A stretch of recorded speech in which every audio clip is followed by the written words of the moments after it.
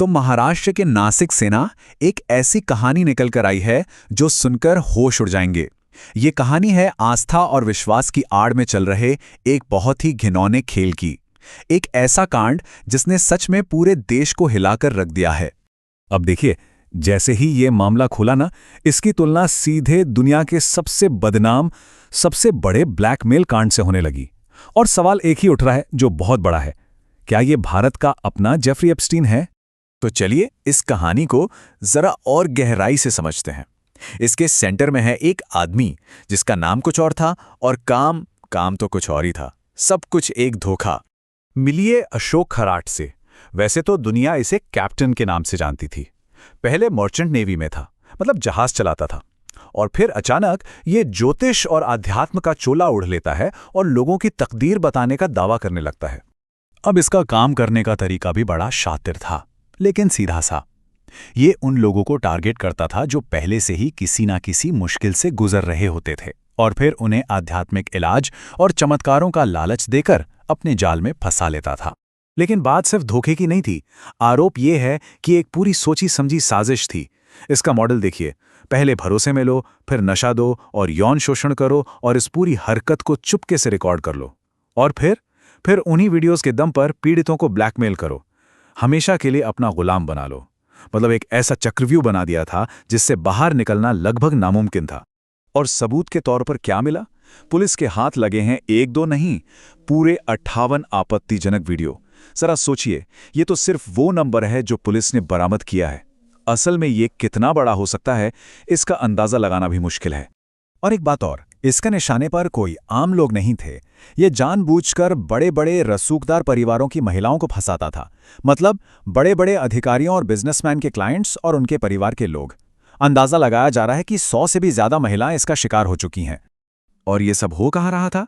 किसी सुनसान वीरान जगह पर नहीं, बल्कि नासिक के एक बिल्कुल नॉर्मल से दिखने वाले ऑफिस में।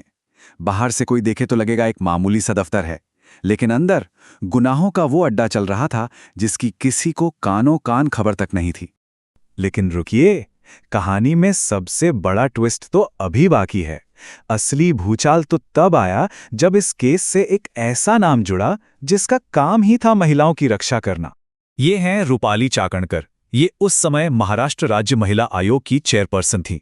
मतलब एक ऐसे पद पर थीं जिसकी सबसे बड़ी, सबसे पहली जिम्मेदारी ही महिलाओं को इंसाफ दिलाना और उन्हें सुरक्षित रखना है। और यहीं पर कहानी का सबसे शॉकिंग पहलू सामने आता है। सोचिए, एक तरफ वो पद जो महिलाओं की रक्षा के लिए बना है, और दूसरी तरफ उसी महिलाओं के शोषण के आरोपी इस ढोंगी बाबा के साथ बेहद करीबी रिश्ते, और इसके सबूत भी सामने आए। और ये सिर्फ हवा में बातें नहीं थीं। इंटरनेट पर तस्वीरें और वीडियोस की बाढ़ आ गई।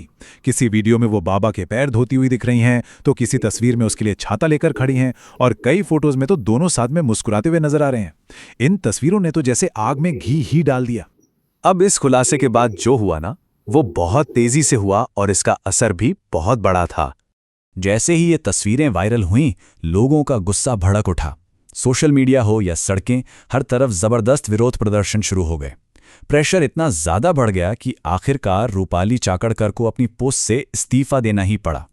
और इसी बीच एक और दिल दहला देने वाली बात इंटरनेट पर फैलने लगी। कुछ डॉक्यूमेंट्स वायरल हुए जिनमें यह दावा किया जा रहा था कि अशोक खराट HIV पॉजिटिव है। अब देखिए, इस बात की कोई ऑफिशियल पुष्टि तो नहीं हुई, लेकिन इस दावे ने पीड़ितों और उनके परिवारों के डर को और भी कई गुना बढ़ा दिया। तो ये मामला तो सामने आ गया, लेकिन ये अपने पीछे कई बड़े और अनसुलझे सवाल भी छोड़ गया है। और ये सवाल इशारा कर रहे हैं कि शायद कहानी अभी खत्म नहीं हुई है। सबसे पहला सवाल तो यही है कि पुलिस के हाथ जो लगा है, क्या वो इस पूरे नेटवर्क का सिर्फ एक छोटा सा हिस्सा है? मतलब क्या ये कहानी सिर्फ एक कैप्टन की है, या इसके पीछे और भी कई लोग, एक पूरी फौज खड़ी है? और इससे भी बड़ा सवाल ये उठता है कि क्या इस ब्लैकमेलिंग के पूरे खेल में और भी बड़े और भी पावरफुल लोग शामिल हैं? क्या पर्दे के पीछे कुछ और भी चेहरे छिपे हैं जिनका सामने आना अभी बाकी है? और आखिर में सबसे जरूरी सवाल, क्या इस कांड का शिकार बनी हर एक महिला को इंसाफ मिल पाएगा? ये वो सवाल है जिसका जवाब तो आने वाला वक्त ही देगा, और जिस पर हम सब की नजरें बनी